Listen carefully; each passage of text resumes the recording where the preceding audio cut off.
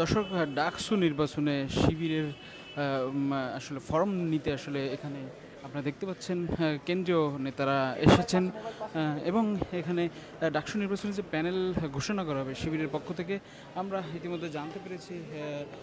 এখানে শিবির একক প্রার্থিতা দিচ্ছে এবং একক প্যানেলে তারা নির্বাচন করবে।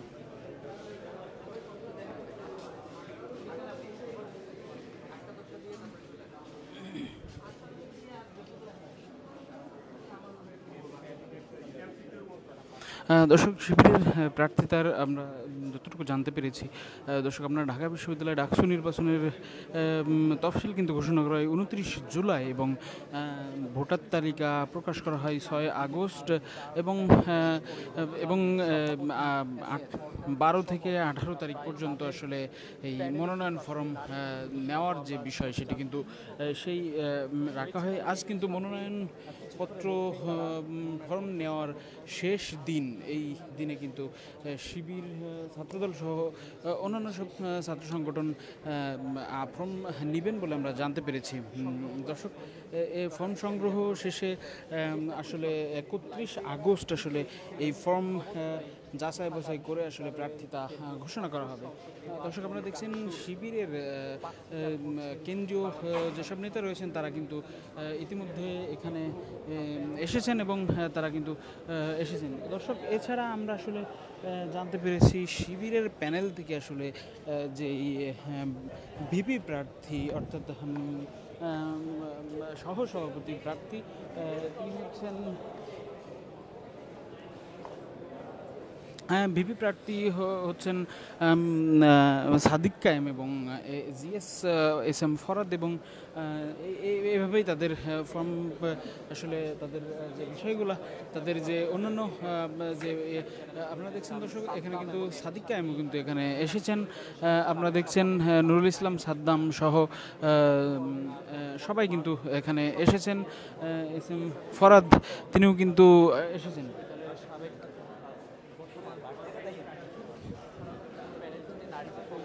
দর্শক, এছাড়া কিন্তু নারীদের পক্ষ থেকে আমরা দেখতে পেয়েছি শিবিরের হয়ে যারা প্রার্থিতা নেবেন বলে আমরা জানতে পেরেছি। সেখানে ইনকলাব মঞ্চের যিনি আছেন একজন নারী, তিনি কিন্তু এই ফর্ম নেবেন বলে আমরা জানতে পেরেছি শিবিরের প্যানেল থেকে। এছাড়া কিন্তু দর্শক, বৈষম্য বিরোধী ছাত্র আন্দোলন থেকেও কয়েকজন আসলে শিবিরের প্যানেলে নির্বাচন করবেন বলে আমরা জানতে পেরেছি।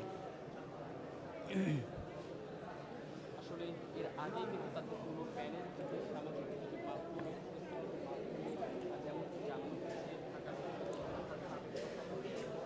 সাদিক কায়েমকে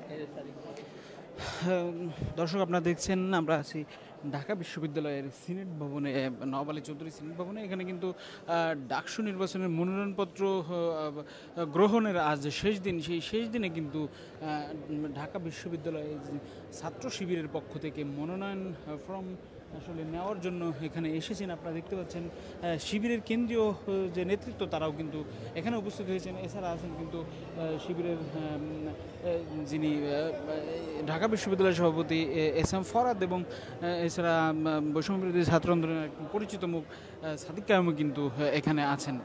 তারা আসলে কে কোন পদে নির্বাচন করছেন সেটি কিন্তু এখনো নিশ্চিতভাবে বলা যাচ্ছে না। তবে আমরা যতটুকু জানতে পেরেছি সাদিক কায়েম আসলে ঢাকা বিশ্ববিদ্যালয়ের এই ডাকসু নির্বাচনে যে ভাইস প্রেসিডেন্ট অর্থাৎ ভিপি পদে তিনি নির্বাচন করছেন এবং জিএস পদে কিন্তু এস এম ফরাদ নির্বাচন করবেন বলে আমরা ইতিমধ্যে জানতে পেরেছি।